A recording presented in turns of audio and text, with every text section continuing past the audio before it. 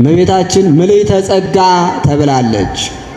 ምልዕተ ጸጋ ማለት ጸጋ ተብሎ እግዚአብሔር ለፍጡራን ከሰጠው ነገር ሁሉ አንዳች ያልጎደለባት መሆኗን ያሳያል። ከዛም ውጭ ደግሞ ከፍጡራን ወገን ለመላእክትም ለደቂቀ አዳምም ያልተሰጠ ጸጋ የተሰጣት እመቤታችን ቅድስት ድንግል ማርያም ናት። ይህንንም ደግሞ እግዚአብሔር ለመላእክትም ለደቂቀ አዳምም ገልጧታል። እመቤታችን የሰውን ባህርይ ከፍ ከፍ ያደረገች ናት። የእግዚአብሔር እናት በመሆን የሰውን ባህሪ ከፍ ከፍ አድርጋዋለች። እግዚአብሔርን በመጽነስ እግዚአብሔርን በመውለድ ብቻ አይደለም፣ እግዚአብሔርን በማሳደግ። እንዴት ያለ አገላለጽ ነው ወገኖቼ! ቃል ስለጠፋ እኮ ነው እንዲህ የምንለው። እግዚአብሔርን አሳደገችው ድንግል ማርያም፣ እግዚአብሔርን መገበችው ድንግል ማርያም፣ እግዚአብሔርን ጠበቀችው ድንግል ማርያም። በንጽህና ተከባ በጸጋ ተሞልታ በአርምሞ ጸንታ የሰውን ልጅ አይደለም የእግዚአብሔርን ልጅ አሳድጋ የሰውን ባህሪ ከፍ ከፍ ያደረገች የባህሪያችን መመኪያ እናታችን ድንግል ማርያም ናት። እግዚአብሔር ያልካዳትን እኛ እንክዳት፣ እግዚአብሔር የሰጣትን እኛ እንከለክላት፣ እግዚአብሔር ባደረገው እኛ እናፍር። ኢየሱስ የሚባል ስም በድንግል ማህፀን አምላክ ከማደሩ አስቀድሞ አልነበረም። ኢየሱስ የሚባል አካል አምላክ በማህፀነ ድንግል ሳያድር አልነበረም። ኢየሱስ የሚባል ባህሪ የለም። አምላክ ከሁለት አካል አንድ አካል፣ ከሁለት ባህሪ አንድ ባህሪ የሆነባት አዳራሹ ድንግል ማርያም ናት። ኢየሱስ የሚለው ስም የተገኘው ከድንግል ማርያም ማህፀን ነው። ክርስቶስ የሚለው ስም የተገኘው ከድንግል ማርያም ማህፀን ነው። ኢየሱስ የሚለው አካል፣ ኢየሱስ የሚለው ባህሪ የተገኘው ከድንግል ማርያም ማህፀን ነው። የምንማርበት የትምህርታችን ርዕስ ምልዕተ ጸጋ የሚል ይሆናል። ጸጋን የተመላሽ ማለት ነው። እስኪ ሁላችሁም ጸጋን የተመላሽ በሉ። እስኪ ድምጻችሁን ከፍ አድርጋችሁ በሉ። አሁንም አንድ ጨምሩ። ምን የተመላሽ ነው ያልኩት? አዎ፣ ይህንን ቃል የተናገረው መልአኩ ቅዱስ ገብርኤል ነው። ኃይለ ቃሉን በሉቃስ ወንጌል ምዕራፍ 1 ቁጥር 28 ላይ ተጽፎ እናገኘዋለን። እንግዲህ እመቤታችን አንዱ መጠሪያዋ ምልዕተ ጸጋ በጸጋ የተመላሽ የሚል ነው። አንዱ ስሟ ነው። ይሄ አንዱ ስሟ ነው።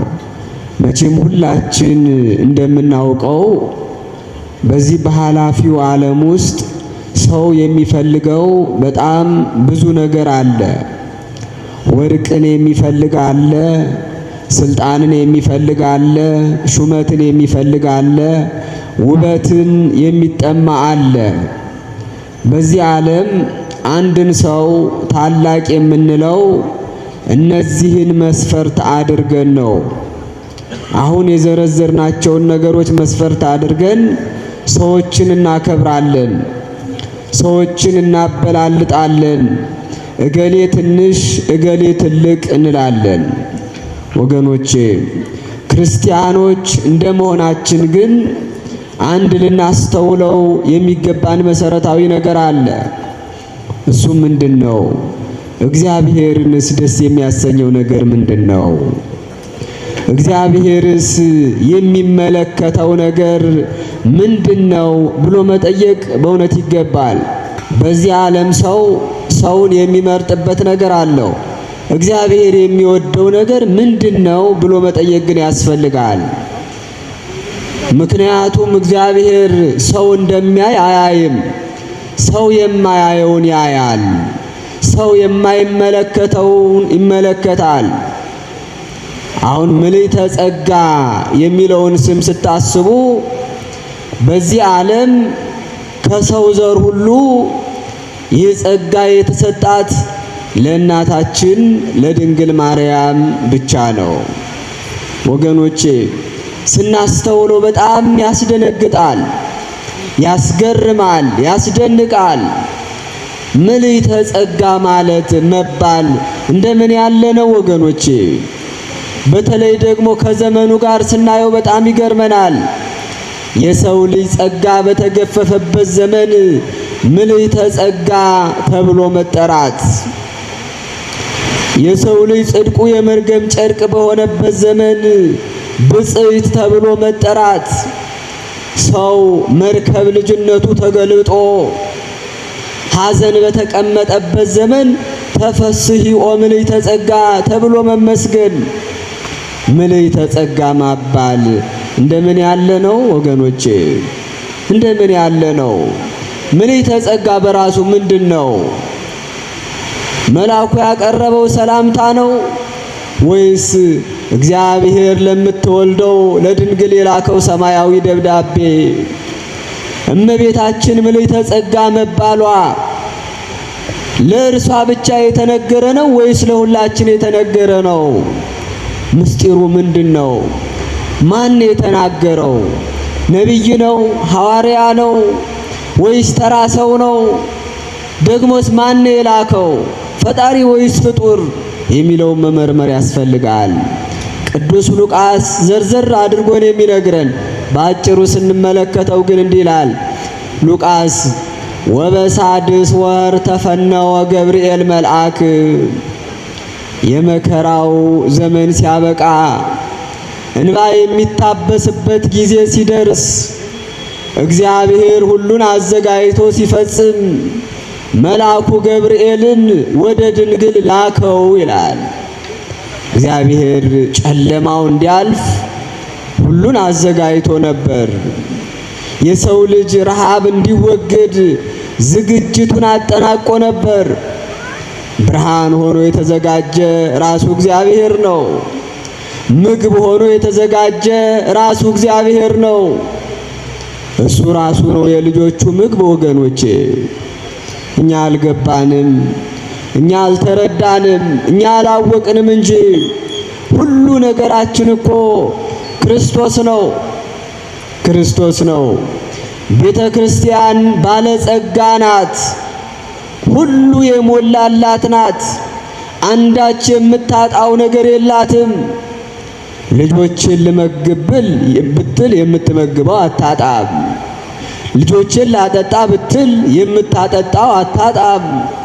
ልጆችን ላልብስ ብትል የምታለብሰው አታጣም።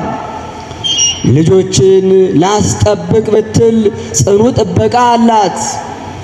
ይሄ ሁሉ ነገር ግን አንድ ነው ወገኖቼ፣ አንድ ነው። እርሱም ክርስቶስ ነው። ምግብ ክርስቶስ ነው፣ መጠጥም ክርስቶስ ነው፣ ጠባቂም ክርስቶስ ነው፣ ልብስም ክርስቶስ ነው። ለምእመናን በተለይም ለኦርቶዶክሳውያን አንድነትን ሶስትነትን ለሚያምኑ የሥጋዌን ምስጢር ለተረዱ ሰዎች አምላካችን ኢየሱስ ክርስቶስ ተመን የሌለ ዋጋቸው ነው። ደራሲ ለዚህ ነው ዝንቱ ውእቱ እብን ዘበአማን ዘኢይትዐወቅ ሴጡ፣ ዋጋው የማይታወቅ ዕንቁ ክርስቶስ ነው ይላል። ዋጋው የማይታወቅ ዕንቁ። ምእመናን ያላቸውን ነገር ሁሉ ሽጠው ገንዘብ ያደረጉት ዋጋው የማይታወቅ ዋጋው ይህ ነው ተብሎ የማይተመን የምእመናን ዕንቁ ክርስቶስ ነው ይላል መጽሐፍ። የክርስቶስ ዋጋው ለኛ ስንት ነው ወገኖቼ? ዋጋው ስንት ነው?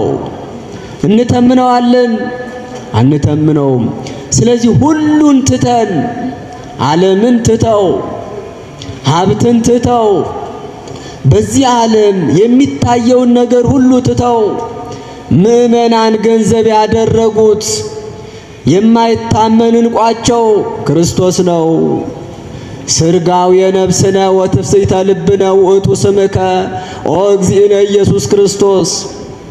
አቤቱ የነፍሳችን ጌጧ አንተ ነህ። ነፍስም እኮ ትለብሳለች። ነፍስም ታጌጣለች፣ ነፍስም ትጎናጸፋለች። የነፍስ ልብሷ የነፍስ ጌጧ ግን ክርስቶስ ነው። ምግብ ከሰማይ ሊልክልን አልፈለገም። በምድር ያበቀለውም አልበቃንም። ረሃባችን ይወገድ ዘንድ ራሱ ምግብ ሆኖ ወደኛ መጣ፣ መጠጥ ሆኖ ወደኛ መጣ። ይህም ክርስቶስን ከአማልክት ሁሉ ልዩ ያደርገዋል።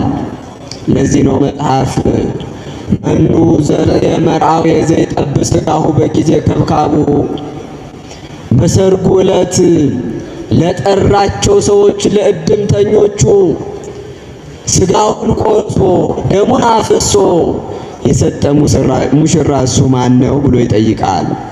ገብረ ሐዲሰ ገብረ ወልደ እግዚአብሔር በውስተ ዓለም ወአልቦ ዘገብረ ከማሁ ዘእንበሌሁ።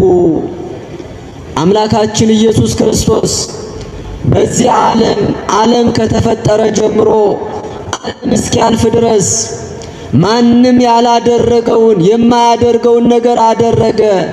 ሥጋሁ ቅዱሰ ወደሞ ክቡረ፣ ሥጋውን ቆርሶ ደሙን አፍሶ ልጆች ላላቸው ሰጣቸው ይላል። በእውነት ስሙ ለዘላለም የተመሰገነ ይሁን። ጊዜው ሲደርስ ለብርሃንነት ያዘጋጀው ራሱን ነው። ለምግብነት ያዘጋጀው ራሱን ነው። ለመጠጥነት ያዘጋጀው ራሱን ነው። ታዲያ ይህንን ዜና ተሸክሞ የሚመጣ ደግሞ ሰማያዊ መልአክ፣ ለዚህ ጸጋ የበቃ መልአክ ቅዱስ ገብርኤል ተመረጠ። ማን ተመረጠ? አዎ ዜናውን ይዞ ይመጣ ዘንድ ገብርኤልን አዘጋጀው። ጉዳዩ ግን በሰማይ አላለቀም ወገኖቼ። ምክሩ በሰማይ አልተጠናቀቀም። ከምድርም ጸጋ ያለው ሰው ያስፈልግ ነበር። ከምድርም ሰውን የሚወክል ያስፈልግ ነበር። በዚህ ቦታ በጸጋ ተመልታ እናታችን ድንግል ማርያም ተገኝታለች።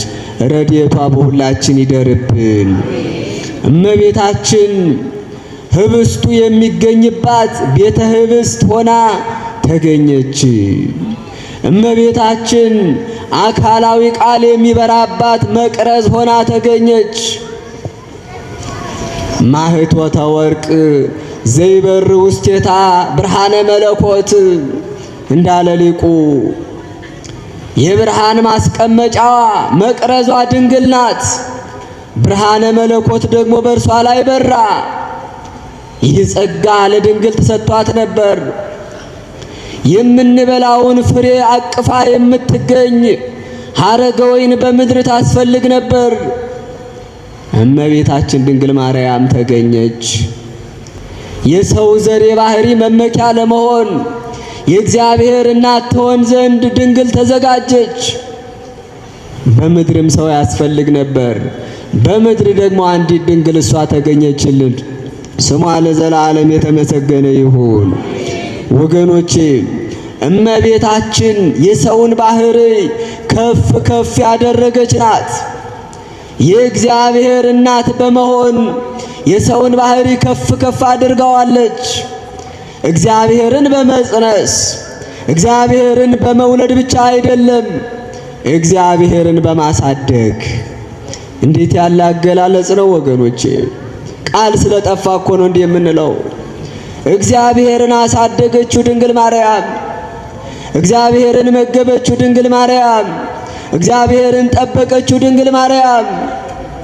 በንጽህና ተከባ፣ በጸጋ ተሞልታ፣ በአርምሞ ጸንታ የሰውን ልጅ አይደለም የእግዚአብሔርን ልጅ አሳድጋ የሰውን ባህሪ ከፍ ከፍ ያደረገች የባህሪያችን መመኪያ እናታችን ድንግል ማርያም ናት። ስሟ ለዘላለም የተመሰገነ ይሁን። ስለዚህ አንዲቱ ድንግል በምድር በጸጋ ተመልታ ተዘጋጅታ ነበር። ገብርኤል ወደ እርሷ መጣ። ገብርኤል ማለት በትንቢተ ኢሳይያስ ምዕራፍ 6 ላይ እንደተጻፈው ቅዱስ ቅዱስ እያለ የሚያመሰግን መልአክ ነው። ቅዱሳን መላእክት እግዚአብሔርን ከማመስገን ሌላ ሌላ ግብር ሌላ ስራ የላቸውም።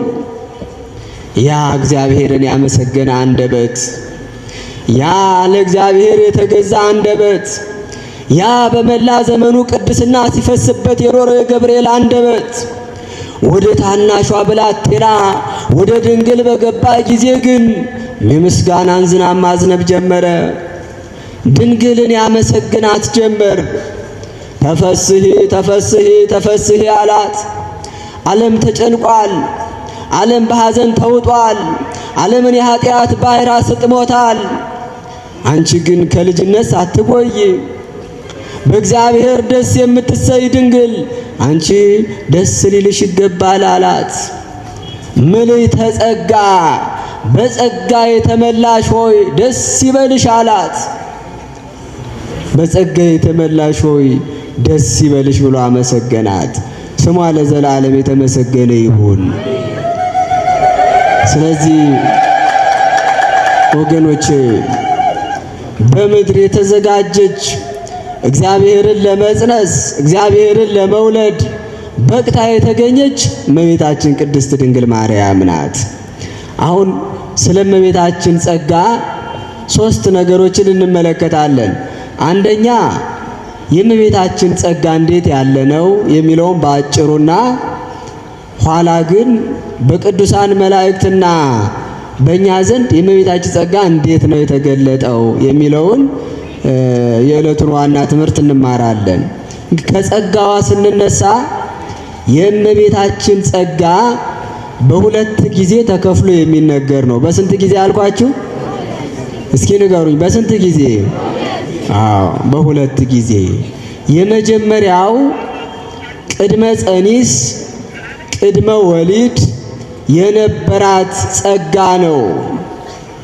ገብርኤል ከመምጣቱ በፊት እመቤታችን የነበራት ጸጋ፣ አምላክ በማህፀኗ ከመጸነሱ በፊት የነበራት ጸጋ፣ እግዚአብሔርን ወልዳ ወላዲተ አምላክ ከመባሏ በፊት የነበራት ጸጋ አለ። የነበራት ጸጋ አለ። እመቤታችን ምልዕተ ጸጋ ተብላለች። መቼ ነው የተባለችው? ገብርኤል በመጣ ጊዜ ነው ምልዕተ ጸጋ የሆነችው ወይስ አምላክን በጸነሰች ጊዜ ነው? አምላክን በወለደች ጊዜ ነው ወይስ ከጸነሰች ከወለደች በኋላ ነው ብሎ መጠየቅ ይገባል። እመቤታችን ምልዕተ ጸጋ የነበረችው ገና ገብርኤል ሳይመጣ ነው። ገና ገብርኤል ሳይመጣ፣ ገና አምላኳን ሳትጸንስ፣ ገና አምላኳን ሳትወልድ እመቤታችን ምልዕተ ጸጋ ነበረች። በጸጋ የተሞላች ነበረች። መልአኩ ገብርኤል መጥቶ ማርያም ብሎ አልጠራትም።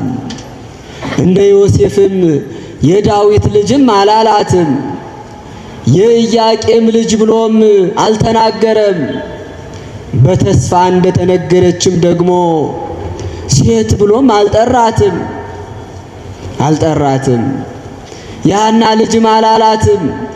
የጠራት ምልዕተ ጸጋ ብሎ ነው። ምን ብሎ ነው የጠራት አልኳችሁ? ምን ብሎ ጠራት? ምልዕተ ጸጋ። ይሄ ማለት ገብርኤል እመቤታችንን ምልዕተ ጸጋ አደረጋት ማለት አይደለም። ቀድሞ የነበረውን ክብሯን ቅዱስ ገብርኤል ግን ገለጠው። አንድም እግዚአብሔር እናቱን የገለጠበት ነው። መልእክቱ እግዚአብሔር ስለሆነ ምልዕተ ጸጋ አላት። ስለዚህ እመቤታችን ገና ገብርኤል ከመምጣቱ በፊት በጸጋ የተመላች ነበረች። በጸጋ የተመላች ነበረች። በጸጋ ተመልታ የእግዚአብሔር ማደሪያ የእግዚአብሔር እናት ለመሆን ተዘጋጅታ የነበረች ናት። ወገኖቼ እግዚአብሔር አንዳች ነገር ሊሰራ ከሆነ አስቀድሞ የሚሰራበትን አካል ያዘጋጀዋል። አስቀድሞ እግዚአብሔር ሰውን ያዘጋጃል። ኖህን እግዚአብሔር ውሃው ከመምጣቱ በፊት አዘጋጀው። ሞት ከመምጣቱ በፊት አዘጋጀው። መከራ ከመምጣቱ በፊት አዘጋጀው። ኖህ የመዳን ምክንያት ሆነ። ሙሴን እግዚአብሔር አሳደገው፣ አዘጋጀው። እስራኤላውያን ከመውጣታቸው አስቀድሞ ነው ወገኖቹ ከባርነት እንዲወጡ፣ ከባርነት ነፃ እንዲሆኑ፣ ወደ ሀገራቸው እንዲመለሱ ምክንያት ሆነ። እመቤታችንን እግዚአብሔር አዘጋጃት ምክንያተ ድኂን እንድትሆን፣ መርገመ ሥጋ መርገመ ነፍስ እንዲጠፋ፣ ሕይወት እንዲሰጥ፣ ጨለማ እንዲርቅ፣ እግዚአብሔር ከሰው ልጆች ጋር እንዲሆን፣ የሰው ልጅነት እንዲመለስ ምክንያተ ድኂን ትሆን ዘንድ እግዚአብሔር አስቀድሞ አዘጋጅቷት ነበር። አሁን እግዚአብሔር ከኛ ሞት ሰዎችን ማዘጋጀት ይፈልጋል። እግዚአብሔር ማዘጋጀት የሚፈልገው ማንን ነው ብላችሁ መጠየቅ አለባችሁ። ሰላም እንድንሆን፣ እረፍት እንድናገኝ፣ ሁከታችን እንዲወገድ፣ ሀገራችን በጸጥታ እንድትኖር፣ እግዚአብሔርን ደስ ብሎን እንድናመልክ፣ በዙሪያችን ያለው ጨለማ ሁሉ እንዲወገድ እግዚአብሔር ሰዎችን ማዘጋጀት ይፈልጋል። ለሰላም ምክንያት የሚሆኑ፣ ለእረፍት ምክንያት የሚሆኑ፣ ለመረጋጋት ምክንያት የሚሆኑ ሰዎችን እግዚአብሔር ማዘጋጀት ይፈልጋል። ማን ነው እግዚአብሔር ማዘጋጀት የሚፈልገው? ወገኖች ይህንን ማስተዋል ይፈልጋል። እግዚአብሔር የሚፈልገው ሁላችንንም ነው። ሁላችንንም እግዚአብሔር ሊያዘጋጀን ይፈልጋል። ነገር ግን እንደ ኖህ ደመና ሳያይ እግዚአብሔር ብሏልና ይሆናል የሚል ሰው በእኛ ዘመን የለም። ተጠራጣሪዎች ነን። የእግዚአብሔርን ሐሳብ በራሳችን ማስተዋል እንገምተዋለን፣ እሺ አንልም። እንደ ሙሴ የፈርዖን ቤት ማርና ወተት ይቅርብኝ፣ የንጉሥ ልጅ መባልም ይቅርብኝ፣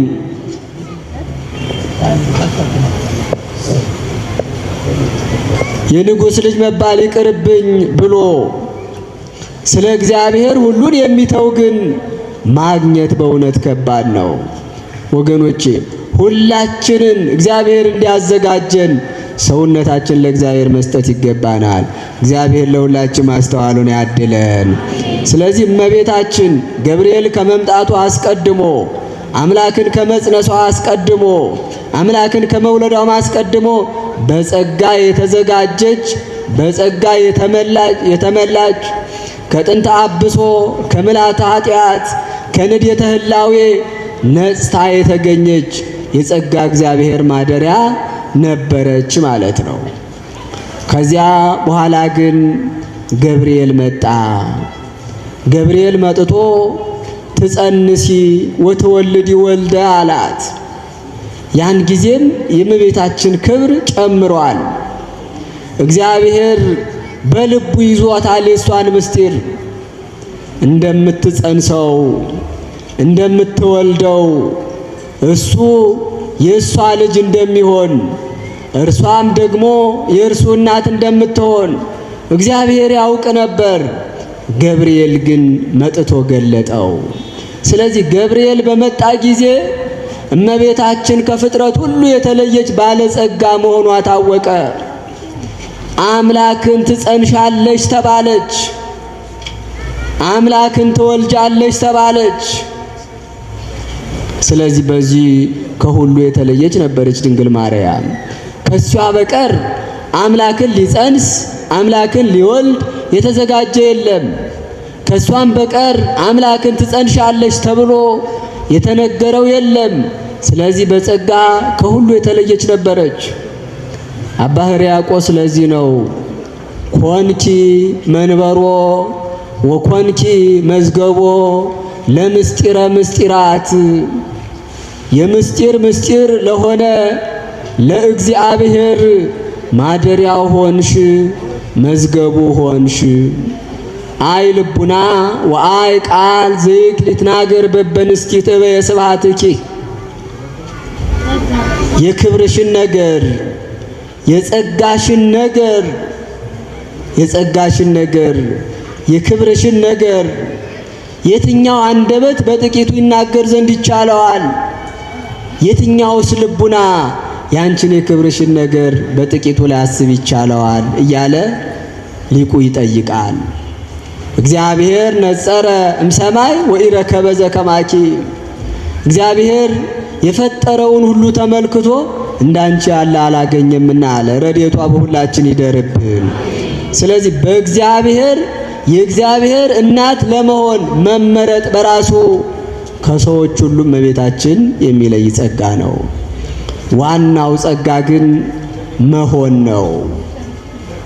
አምላክ በማህፀኗ ተጸነሰ። ያን ጊዜ የእግዚአብሔር እናት ሆነች። አባቶቻችን ጊዜ ተዋህዶን መሆን ይሉታል። ጊዜ ተዋህዶ መሆን ይባላል። ምን ይባላል አልኳችሁ? ጊዜ ተዋህዶ ምን ይባላል? ጊዜ ተዋህዶ ምን ይባላል? መሆን ይባላል። ምን መሆን? አንድ መሆን። ምን መሆን? አምላክ ሰው፣ ሰው አምላክ መሆን። ህላዌ ሥጋ ወህላዌ መለኮት ተዋሃደ ወኮነ አሃደ። ጊዜ ተዋህዶ ባህርየ መለኮት ባህርየ ሥጋ፣ ባህርየ ሥጋ ባህርየ መለኮት ሆነ፣ አንድ ሆነ ይላል። ቃል ሥጋ ኮነ ማለት ነው። ቃል ሥጋ ኮነ የሃይማኖት መሰረት ነው። ቅድመ ተዋህዶ ሁለት አካል፣ ሁለት ስም፣ ሁለት ግብር ነበር። ሁለት ስም ነበር። ሊቁ ፊልክስ ይህንን ሲናገር ወካዕበ ንጠይቅ ክፍላተ ክልኤቱ ህላውያት ወስመ ክልኤቱ ክፉል በኩሉ ጊዜ በምግባር ወበነገር ዘውእቶሙ መለኮት ወትስብእት ይላል።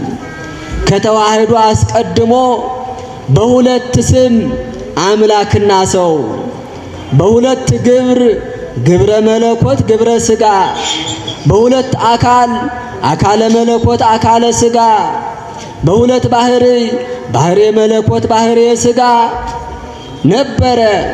አንድ ሆነ ከማለታችን በፊት ሁለት መሆንን ልንናገር ይገባናል ይላል። ቅድመ ተዋህዶ ሁለት መሆን ነው። ጊዜ ተዋህዶ አንድ መሆን ነው። ይህን አሁን ወደ እመቤታችን እናምጣው። አምላክ ሰው ሆነ፣ ሰው አምላክ ሆነ። አምላክ ሰው ሲሆን፣ ሰው አምላክ ሲሆን፣ እመቤታችን ደግሞ ወላዲተ አምላክ ሆነች። ምን ሆነች አልኳቸው? ምን ሆነች ማለት ነው? አምላክ ሰው ሲሆን እሷ እመ አምላክ የአምላክ እናት ሆነች። ረድኤቷ በሁላችን በእውነት ይደርብን። በዚህ ጊዜ ጸጋዋ ከሁሉ በለጠ፣ ከሁሉ በለጠ።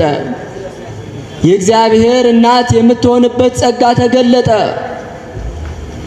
ለዚህ ነው መጽሐፍ ሲናገር ማርያምሰ ተአቢ እምኩሉ ፍጥረት በከመ የአቢ ቤተ መንግሥቱ ለንጉሥ ዘህኑጽ በወርቅ እምቅጽራት እልሃለው በአፍአ። ማርያምስ ከፍጥረታት ሁሉ ትበልጣለች አለ። እንዴት ነው የምትበልጠው? ከንጉሥ በር በዙሪያው ካለው ቅጽር ይልቅ በወርቅ የተሰራው በወርቅ የታነጸው የንጉሡ ቤት እንዲበልጥ እግዚአብሔር ከሚያድርባቸው ሁሉ ደግሞ አምላክ በሥጋ የተወሰነባት ድንግል ትበልጣለች አለ። ስለዚህ በተጸነሰች ጊዜ ወላዲተ አምላክ የመሆኗ ነገር ተገልጦ ያን ጊዜ ጸጋዋ ከፍጥረት ሁሉ የተለየ ሆነ። በተወለደች ጊዜ ወላዲተ አምላክ ተብላ ተጠራች። አምላክን በወለደች ጊዜ ወላዲተ አምላክ ተብላ ተጠራች። ይህም እሷን ከፍጥረቱ ሁሉ የለየ ነው። የእመቤታችን ጸጋ ብዙ ነው። ልዩ የሚያደርጋት ግን ስንት ነው ከተባለ አራት ነገሮችን ልናነሳ እንችላለን። አንደኛ ወላዲተ አምላክ መሆኗ ጸጋዋ ነው። ይህ ጸጋ ከእርሷ በቀር ለማንም አልተሰጠም። ከእርሷ በቀር ለማንም አልተሰጠም። ሁለተኛ የድንግልና ጸጋ ተሰጥቷታል። ወልዳ ድንግል የሆነች ጸንሳ ድንግል የሆነች ከእርሷ በቀር ማንም የለም። ይህ እመቤታችን ልዩ ጸጋዋ ነው። ሶስተኛ የእመቤታችን ጸጋ አማላጅነቷ ነው። ማማለድን ሁሉም ያማልዳል። ቅዱሳን ሁሉ ያማልዳሉ፣ ሰዎችም ይጸልያሉ። የእመቤታችን ምልጃ ግን የተለየ ነው። ረድኤቷ በሁላችን ይደርብን። ሶስተኛ አራተኛ በሁሉ የመመስገን ጸጋ የተሰጣት ለሷ ብቻ ነው። ትውልድ ሁሉ ያመሰግኑኛል ብላ እመቤታችን ቅድስት ድንግል ማርያም መስክራለች።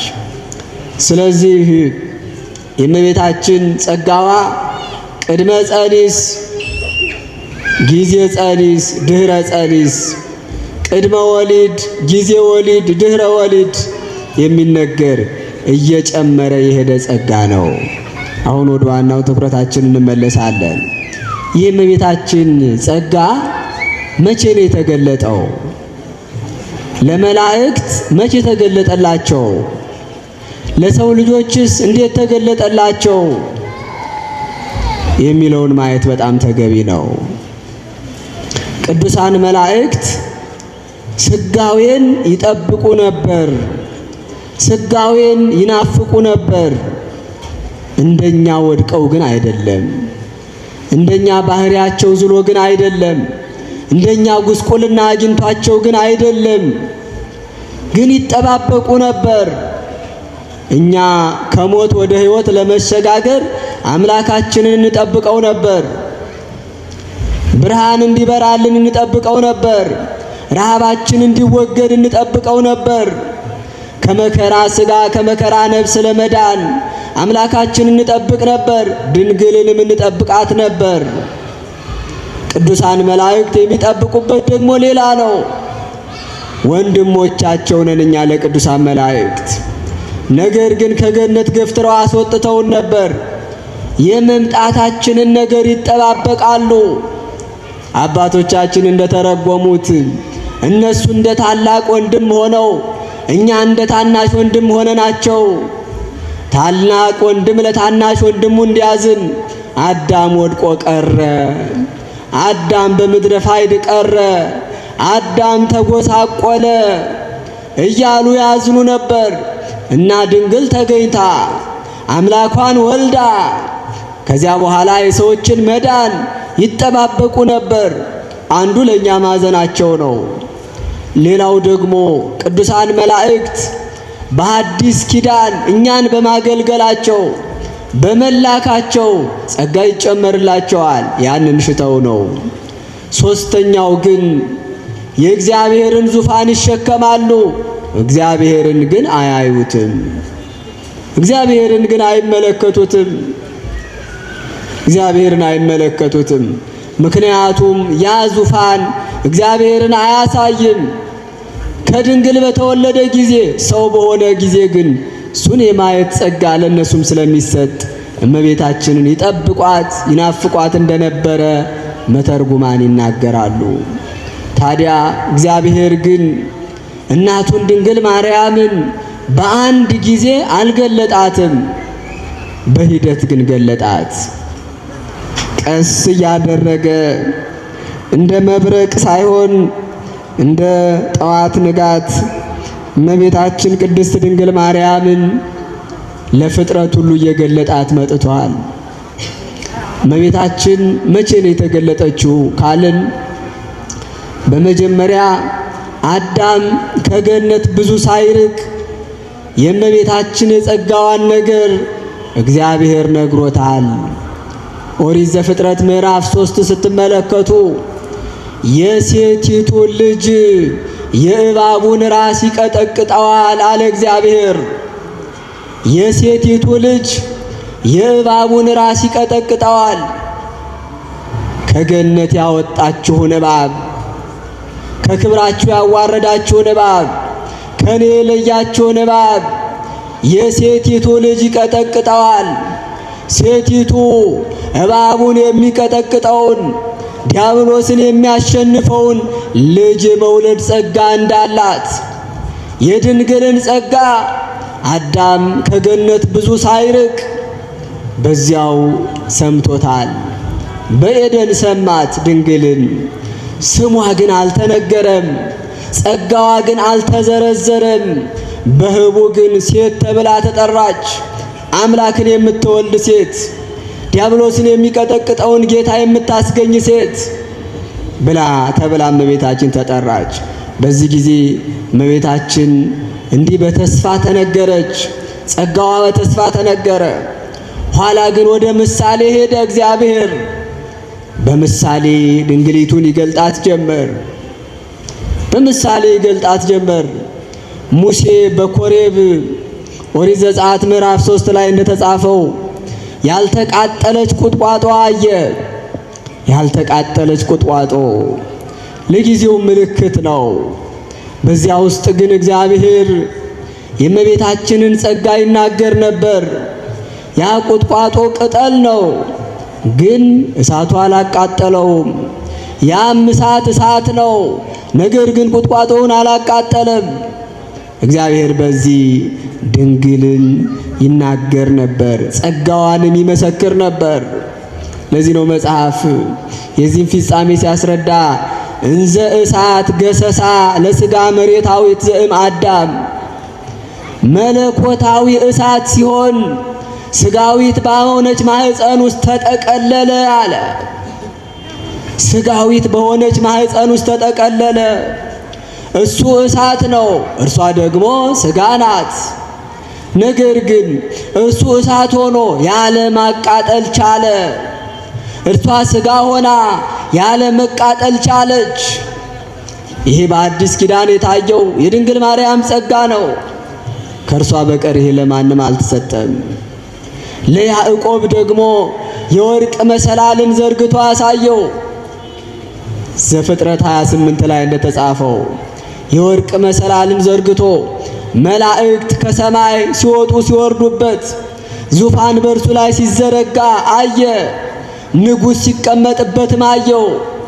በዚህ ጊዜ በምሳሌ ወላዲተ አምላክ የመሆኗን ጸጋ እግዚአብሔር ለፍጥረታት ይናገር ነበር። ለፍጥረታት ይናገር ነበር። ቅዱስ ያሬድ ለዚህ ነው ያዕቆብን ይርየ ሰዋስወ ዘሰማይ ወርእሱ ያሰምክ ሰማየ። ያዕቆብ ከተንተራሳት ድንጋይ ላይ ከሰማይ የደረሰች የወርቅ መሰላልን አየ ይላል። ይእቲኬ ሰዋስወ ኢየሱስ፣ ይችስ እንዲያው መሰላል ብቻ አይደለችም፣ የኢየሱስ ክርስቶስ መሰላል ናት አለ። የማን መሰላል ናት አለ? የማን መሰላል ናት? የኢየሱስ ክርስቶስ መሰላል ናት። ሰዋስወ ኢየሱስ ትባላለች እመቤታችን። ይሄ ማለት ምን ማለት ነው? ኢየሱስ የሚለው ስም የተገኘው ከድንግል ማርያም ማህፀን ነው። ክርስቶስ የሚለው ስም የተገኘው ከድንግል ማርያም ማህፀን ነው። ኢየሱስ የሚለው አካል፣ ኢየሱስ የሚለው ባህርይ የተገኘው ከድንግል ማርያም ማህፀን ነው። ወገኖቼ እግዚአብሔር ያልካዳትን እኛ እንክዳት፣ እግዚአብሔር የሰጣትን እኛ እንከለክላት፣ እግዚአብሔር ባደረገው እኛ እናፍር። ኢየሱስ የሚባል ስም በድንግል ማህፀን አምላክ ከማደሩ አስቀድሞ አልነበረም። ኢየሱስ የሚባል አካል አምላክ በማህፀነ ድንግል ሳያድር አልነበረም። ኢየሱስ የሚባል ባህሪ የለም። አምላክ ከሁለት አካል አንድ አካል፣ ከሁለት ባህሪ አንድ ባህሪ የሆነባት አዳራሹ ድንግል ማርያም ናት። ሥጋን ለብሶ የተገኘባት መቅደስ ድንግል ማርያም ናት። ይህ ጸጋ የተሰጠው ለእርሷ ለድንግል ማርያም ብቻ ነው። ይህንን ጸጋ እግዚአብሔር ለያዕቆብ መሰላል ተክሎ ከሰማይ አድርሶ በምሳሌ አሳየው። ለሕዝቅኤል ደግሞ በትንቢተ ሕዝቅኤል 44 ላይ የድንግልናዋን ጸጋ ነግሮታል። የድንግልናዋን ጸጋ ተናገረ። የተዘጋች ደጅ ያማረች ግንብ ሆና ታየች። ጉልማሳ እንደታጠቀ ገብቶ እንደታጠቀ ሲወጣ ተመለከተ። ይህም ብቸኛ የሆነ የእመቤታችን የድንግልናዋን ጸጋ የሚያሳይ ነበር። ብቸኛ የሆነውን ድንግልናዋን ያሳያል። ሳይከፍት ገባ፣ ደግሞ ሳይከፍት ወጣ። እመቤታችን ድንግል በሥጋ ድንግል በነፍስ ቅድመ ጸኒስ ድንግል ጊዜ ጸኒስ ድንግል ቅድመ ወሊድ ድንግል ጊዜ ወሊድ ድንግል ድህረ ወሊድ ድህረ ጸኒስ ድንግል የመሆን ጸጋዋን እግዚአብሔር በነቢዩ በኩል በምሳሌ ተናገረ። ለምንድን ነው ግን እግዚአብሔር በምሳሌ የሚናገረው? አንዳንድ ጊዜ ሰዎች ምን አለ ሥላሴ አንድም ሦስትም ናቸው ብሎ በአንድ ጊዜ እንደው ተጽፎ በኦሪቱ ላይ እግዚአብሔር ቢገላግለን ይላሉ። ወገኖቼ የፀሐይን ብርሃን የምንቀበለው በመጠናችን ነው እንጂ በአንድ ጊዜ የፀሐይን ብርሃን በመጠኗ ልንቀበል አንችልም። እግዚአብሔርም እያስለመደን ነው የመጣው። መጀመሪያ በተስፋ የድንግልን ጸጋ ተናገረ። ከዚያ በምሳሌ እየነገረን መጣ። ኋላ ግን በትንቢት ደግሞ በግልጥ ገለጣት። ነቢየ እግዚአብሔር ኢሳይያስ በትንቢተ ኢሳይያስ ምዕራፍ 7 ቁጥር 14 ላይ ወናሁ ይሁበክሙ እግዚአብሔር ትእምርተ፣ እግዚአብሔር ምልክትን ይሰጣችኋል አለ። ምን ይሰጣችኋል ነው ያለው? ምን ይሰጣችኋል? ምልክትን። ናሁ ድንግል ትጸንስ ወትወልድ ወልደ። አሁን ከምሳሌም ከተስፋም አድጎ ድንግል ብሎ ጠራት። ድንግል ተብላ እመቤታችን ተጠራች። በዚህ ጊዜ ምሳሌው ራሱ ግልጽ ሆነ። እግዚአብሔር ከድንግል እንደሚጸነስ፣ እግዚአብሔርን የመጽነስ እግዚአብሔርን የመውለድ ጸጋ ያላት ድንግል እንደምትገኝ ሰው ሁሉ በግልጽ አወቀ። ሰዎችም መዳንን የሚፈልጉት ሁሉ እሱን ብቻ ሳይሆን እሱ የሚያድርባት ድንግልንም ይጠባበቋት ነበር። ስለዚህ በዚህ ጊዜ በትንቢት በግልጽ ተነገረች። በመጨረሻ ግን መልአኩ ቅዱስ ገብርኤል መጣ። ቅዱስ ገብርኤል መጥቶ ትጸንሲ ወትወልድ ወልደ አላት። በዚህም ጊዜ አንዱ ብርሃን የቀትር ብርሃን በራ ብለው ሊቃውንት ተረጉሙታል። የድንግል ማርያም የጸጋዋ ቀትር የገብርኤል መምጣት ነው። ገብርኤል መጥቶ እውነታውን መሰከረው። እንደምትጸንሰው እንደምትወልደው ተናገረ። ይህም ተጻፈ፣ ሰዎችም መላእክትም አወቁት። በመጨረሻ ግን በመሆን ተገለጠ። በመሆን ነቢያት እግዚአብሔር ከሴቲቱ የተወለደው እባቡን ይቀጠቅጠዋል፣ ሴቲቱ ደግሞ እባቡን የሚቀጠቅጠውን አምላክ ትወልዳለች ብሎ የተናገረው፣ ነቢያት በብዙ ትንቢት የተናገሩት፣ ነቢያት በትንቢት የተናገሩት ያ ሁሉ ነገር ተፈጸመ። አምላክ በማህፀነ ድንግል ሰው ሆነ፣ ሰው አምላክ ሆነ። እመቤታችን አምላክን ወለደች። ያን ጊዜ ቅዱሳን መላእክትና ደቂቀ አዳም ወላዲተ አምላክ የመሆን ጸጋዋን ተመልክተው እመቤታችንን አመስግነዋታል፣ እግዚአብሔርንም አመስግነውታል። ስሙ ለዘላለም የተመሰገነ ይሁን። ስለዚህ የእመቤታችን የክብሯ መገለጥ እንደ መብረቅ በአንድ ጊዜ የሆነ አይደለም። እንደ ንጋት ቀስ ብሎ የመጣ ነው። ንጋት በአንድ ጊዜ በርቶ ቀትር አይሆንም። የሷም ክብር በአንድ ጊዜ ተነግሮ በአንድ ጊዜ አልተፈጸመም። ጊዜን ፈልጓል። በሂደት ነው የመጣው። እንደ ጠዋት እግዚአብሔር ጸጋዋን ተስፋ አድርጎ ገለጠው። ከዚያ በኋላ ደግሞ መለድ እንደማለት ደግሞ በምሳሌ ተናገረ። ወደ ቀትር መዳረሻ ደግሞ ኢሳይያስ ድንግል ብሎ ድንግልን ጠራት። እንደ መጨረሻው ብርሃን ገብርኤል መጣ፣ ገብርኤል ተገለጠ። በመጨረሻም በእውነትም አምላክን ጸንሳ አምላክም ወልዳ ወላዲተ አምላክ የመባል ጸጋዋ ተረጋገጠ። ረድኤቷ በሁላችን ይደርብን። አሁን አንድ ነገር ብቻ ተመልክተን ትምህርታችንን እንቋጫለን። አሁን ከእመቤታችን ጸጋ እኛ ምንድነው የምንማረው የሚለውን እንመለከታለን። አንድ ሰው ስለ ጸጋ ስላወቀ ብቻ ባለጸጋ አይሆንም። የእመቤታችንን ጸጋ የምንናገረውን የድንግልናዋን ጸጋ የአምላክ እናት የመሆኗን ጸጋ የምንናገረው እመቤታችንን እንድናደንቃት ነው፣ እንድናውቃት ነው። ግን ለዚህ ብቻ አይደለም፣ እኛም እንደርሷ ባለጸጎች እንሆን ዘንድ ነው። ባለጸጎች እንድንሆን ልቡናችን የጸጋ ማደሪያ እንዲሆን ነው። እመቤታችን ምልዕተ ጸጋ፣ በጸጋ የተመላች በሀብት የተመላች የእግዚአብሔር የጸጋው ግምጃ ቤት ትባላለች። የጸጋ ቤቱ ድንግል ማርያም ናት። የጸጋ ቤቱ ማናት አልኳችሁ? የጸጋ ቤቱ ማናት? ድንግል ማርያም ናት።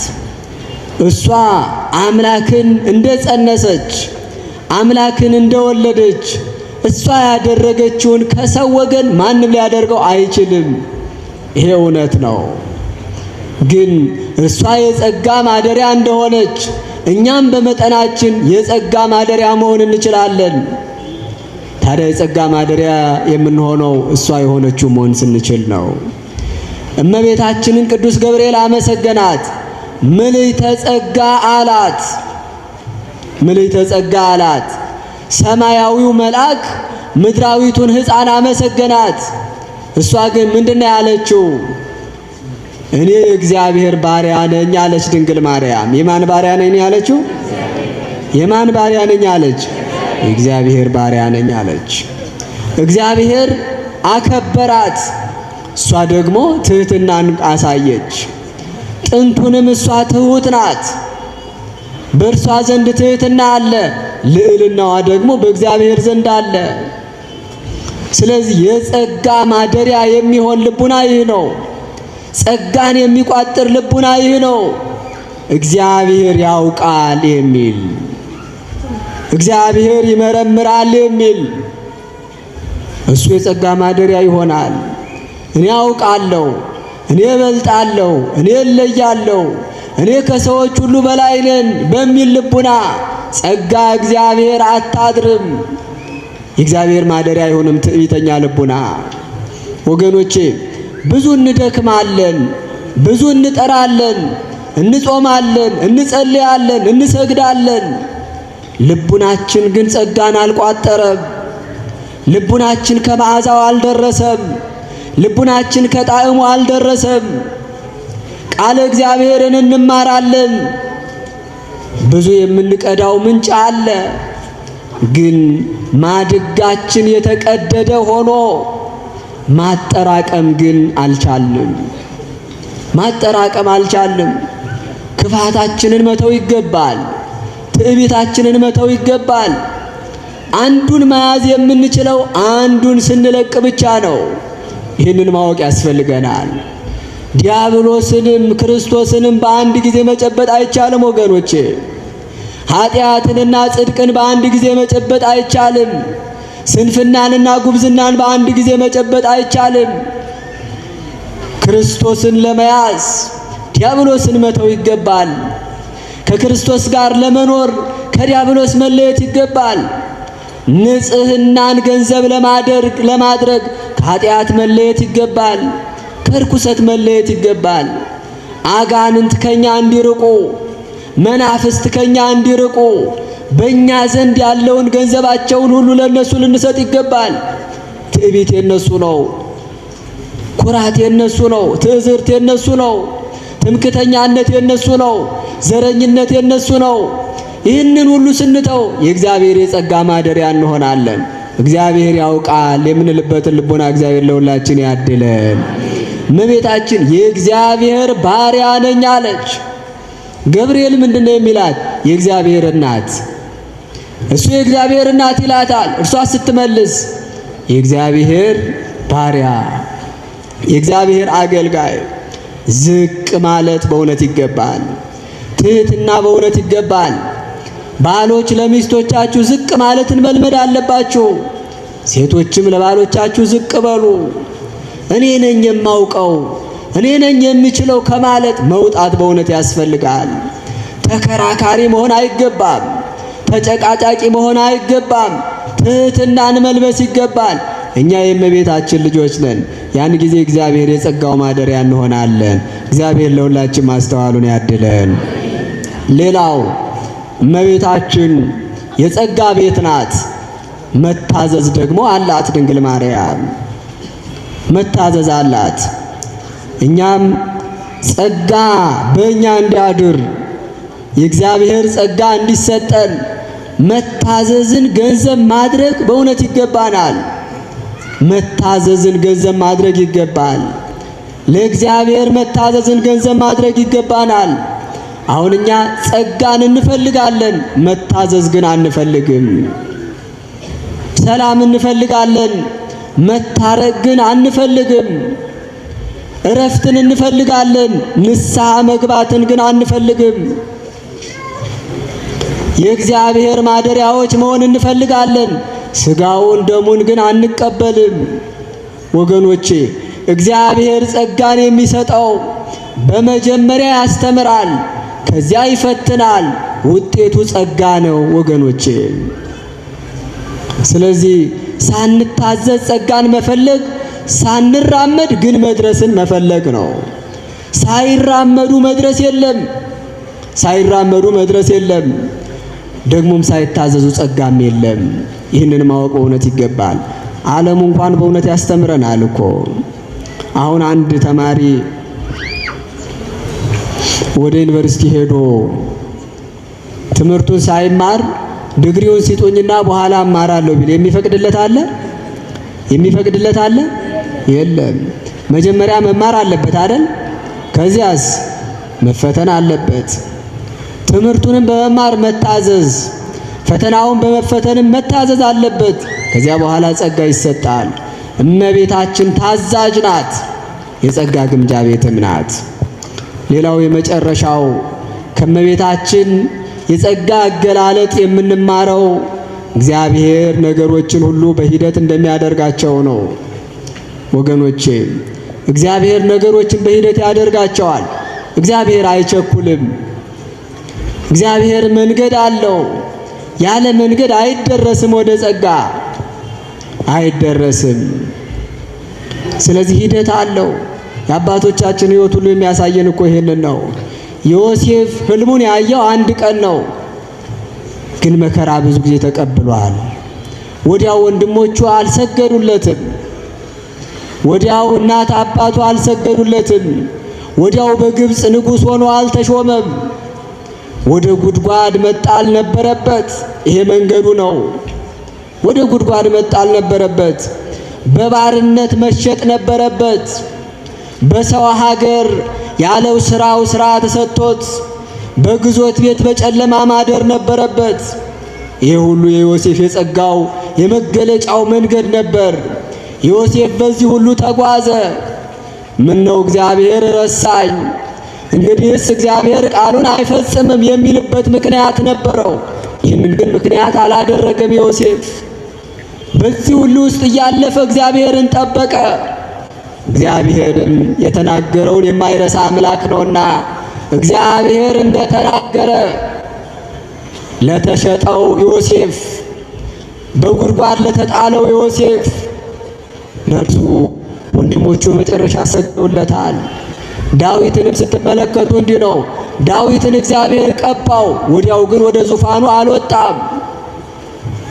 በምድረ በዳ ተንከራተተ፣ ተሰደደ፣ በጣም ብዙ መከራን ተቀበለ። ዳዊት እግዚአብሔርን ታገሰው። በመጨረሻ ግን ዙፋኑ አላመለጠው። የጸጋ መንገዱ እንደዚህ ነው ወገኖቼ። ጠቢቡ ሲናገር የጻድቃን መንገድ የንጋት በር ናት ይላል፣ የንጋት ብርሃን ናት ይላል። የጠዋት ብርሃን ነው። የክርስቲያን ጉዞ እንደዚህ ነው ወገኖቼ። በስጋዊ ሕይወታችንም ቢሆን እንደዚህ ነው። በመንፈሳዊ ሕይወታችንም ቢሆን እንደዚህ ነው። ሂደት ይፈልጋል። እየበራች እስከ ቀን ትደርሳለች ይላል የቅዱሳን ሕይወት። የንጋት ብርሃን ናት። እየበራች ግን እስከ ንጋት ትደርሳለች። እስከ ንጋት ትደርሳለች። በጥቂቱ መጀመር በእውነት ይገባል። የጸጋ እግዚአብሔር ማደሪያ ለመሆን ሁሉንም ኃጢአት በአንድ ቀን አናጠፋውም። ሁሉንም ኃጢአት በአንድ ቀን አናሸንፈውም። በሁሉም ጸጋ በአንድ ቀን አንሞላም። በሂደት ግን ይመጣል። ራሳችንን እየሰራን ራሳችንን እየቀጣን ልቡናችንን እየገዛን ስንሄድ ከኃጢአት እየራቅን እንሄዳለን። ወደ ብርሃን እየቀረብን እንሄዳለን። ከብርሃን ክርስቶስ ስንደርስ እኛ ራሳችን ብርሃን እንሆናለን። የጸጋ ማደሪያ እንሆናለን። ሂደትን ማወቅ በእውነት ይገባል ወገኖቼ። ኦርቶዶክሳውያን በጣም ማስተዋል ያለብን ነገር ከሰው ዕድሜ የሰው የሥራው ዕድሜ ይበልጣል። አሁን የዛሬ 100 ዓመት የሚያስተምረውም በዚህ የለም፣ የሚማረውም የለም፣ የሚቀድሰውም የለም፣ የሚያስቀድሰውም የለም። ሁላችንም ምናልባት እንደው ጥቂቶች ይኖሩ እንደሆን ከሆነ እንጂ ሁላችንም ከመቃብር በታችንን። የዛሬ 100 ዓመት የዛሬ 100 ዓመት እኛ የለንም። ስራችን ግን አለ። ስራችን አለ። ስራችን ግን ይናገራል። ስራችን ግን ይመሰክራል። ክርስቲያን ሲኖር ይህንን እያሰበ ነው የሚኖረው። የሰው ዕድሜው ያበቃል። ሰው የሚናገረው በሁለት መንገድ ነው። በአንደበቱም ይናገራል፣ በሚሰራው ስራም ይናገራል። በአንደበቱ የሚናገርበት ጊዜ ገደብ አለው፣ ይቋረጣል። በሕይወቱ በስራው የሚናገረው ነገር ግን ይቀጥላል። በሕይወታችን እኮ እናየዋለን። አሁን ሰው በሞተ ጊዜ ሰውየው ከሞተ በኋላ በስሙ አንጠራውም፣ አስከሬን እያልን የምንጠራው። አካሉን አስከሬን ብለን እንጠራለን። ታሪኩን ስንናገርስ እገሌ በዚህ ተወልዶ በዚህ ተወልዶ በዚህ ተወልዶ ብለን ደግሞ ታሪኩን ሕያው አድርገን እንናገራለን። ወገኖቼ ፍሬ ወደ ኋላ የሚቀር ነው። ጸጋ ወደ ኋላ የሚቀር ነው። ይህንን እያሰቡ መኖር ይገባል። በዚህ ዓለም በጣም ትልልቅ ዕድሜ ካላቸው እጽዋት መካከል ፍጥረታት መካከል እጽዋት አንዱ ናቸው። በጣም ብዙ ዘመን ይኖራሉ። ከእጽዋት ግን ከዛፉ ግን የዛፉ ፍሬ ወደ ኋላ ይቀራል። ዛፉ አንድ ቀን ይወድቃል። እስከ ጊዜው ሕይወት ሲሰጥ ሕይወት ሲቀበል ይከርምና አንድ ጊዜ ወድቆ ጩኸት አሰምቶ በዚያው በስብሶ ይቀራል። ፍሬው ግን ይቀጥላል። ስለዚህ ፍሬ ማለት ጸጋ እግዚአብሔር ነው። የእግዚአብሔርን ጸጋ ለማግኘት በየጥቂቱ መሞከር ይገባል። አንድ በጎ ሥራ መስራት አለበት ሰው። በቀን ውስጥ አንድ በጎ ሥራ መስራት፣ አንድ ክፉ ነገርን መተው፣ ንስሐ መግባት፣ ሥጋውን ደሙን መቀበል ይገባል። ወገኖቼ አሁን እኛ ጸጋ እንፈልጋለን። በዚህ ዘመን ያለን ሰዎች ጸጋ እንፈልጋለን። ራሳችንን መመርመር በእውነት ይገባል። ጸጋን እኮ እምቢ አልነን። በእውነት ንስሐ አንገባም፣ ሥጋውን ደሙን አንቀበልም፣ በምክረ ካህን በፈቃደ ካህን አንማርም። ይሄ ከጸጋ ያርቃል። በእውነት እግዚአብሔር ለሁላችን ማስተዋሉን ያድለን። እመቤታችን ምልዕተ ጸጋ ተብላለች። ምልዕተ ጸጋ ማለት ጸጋ ተብሎ እግዚአብሔር ለፍጡራን ከሰጠው ነገር ሁሉ አንዳች ያልጎደለባት መሆኗን ያሳያል። ከዛም ውጭ ደግሞ ከፍጡራን ወገን ለመላእክትም ለደቂቀ አዳምም ያልተሰጠ ጸጋ የተሰጣት እመቤታችን ቅድስት ድንግል ማርያም ናት። ይህንንም ደግሞ እግዚአብሔር ለመላእክትም ለደቂቀ አዳምም ገልጧታል። ስሟ ለዘላለም የተመሰገነ ይሁን። ይቆየን።